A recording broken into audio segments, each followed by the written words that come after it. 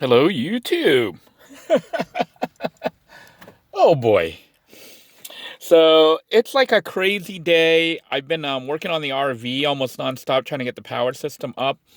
The van is actually a mess right now because you can see I got batteries, I got all sorts of stuff discombobulated because I'm trying to rig the RV to be self-contained off-grid, making it fully functional, basically with power, with water, with everything, uh, other than air conditioning. Might even be able to get the refrigerator working. So we'll see what happens. It is an experiment in process, I guess. Yeah. I currently have the system hooked up. As you're watching this video, as of today, the system is semi-working.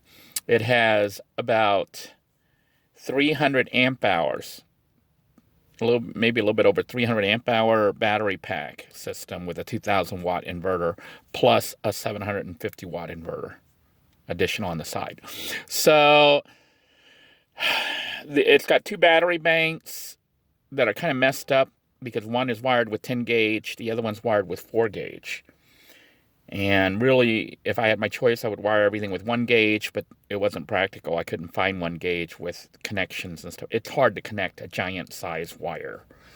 So I'm going with 4 gauge, which explains why I'm at Walmart right now. I'm actually at Walmart trying to get pick up some more 4 gauge wiring to wire the other battery right there. I have one battery there that I want to wire in parallel with the existing battery bank. That'll give me 300 amp hours in parallel, plus one more in parallel that's disconnected on a smaller battery. But what I want to test to do is see if the big battery there will actually fit under the hood. If the big size fits under the hood, I may just go with a 300 amp hour system instead of a 400 amp hour, or more than likely I'll replace the small battery that I got. See, I got a smaller one. Those two batteries down there aren't the same size. One is smaller than the other because I think the big one will not fit under the hood. I don't remember.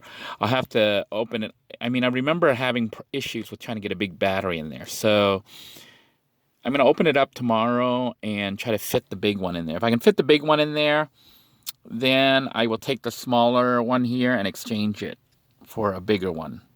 That way I have 4 batteries that are all the same size, all brand new, 2020, January 2020 would be the date on all of them, if I can find them all like that.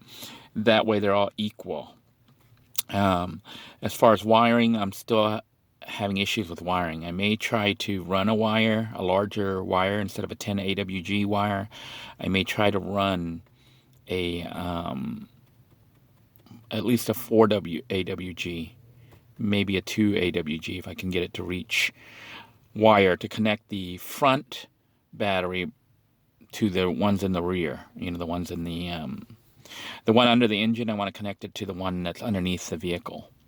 The alternative is to remove the battery up front completely and put everything in the rear, which might be a better option, honestly. That way all the batteries are wired correctly. Because the way it is right now, it's a split system. And I don't know how well that works. I get the feeling that the batteries aren't all going to cycle and charge evenly.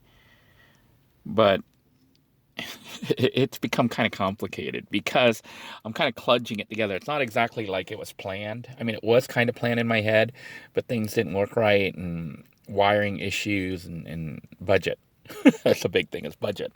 Anyhow, I did just cook up some fresh rice in the rice cooker in Little Blue's inverter cooking system. And I bought a single plate meal with chicken, rotisserie chicken, not rotisserie, the hot wings. And it had the jalapeno peppers, which I went ahead and ate on my drive here to this Walmart.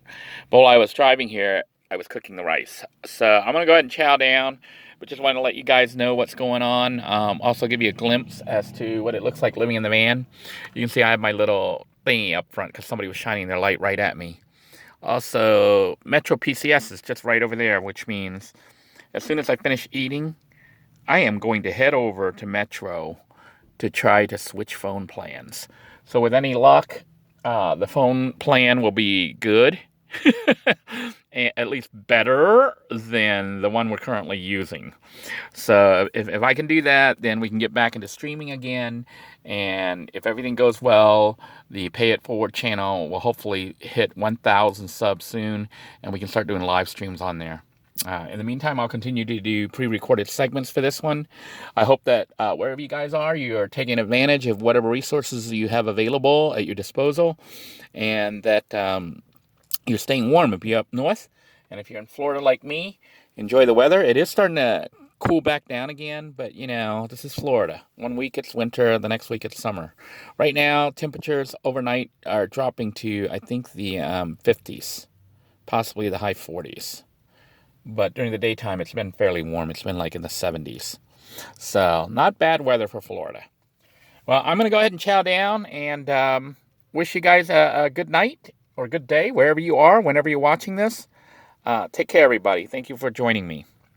Bye-bye now.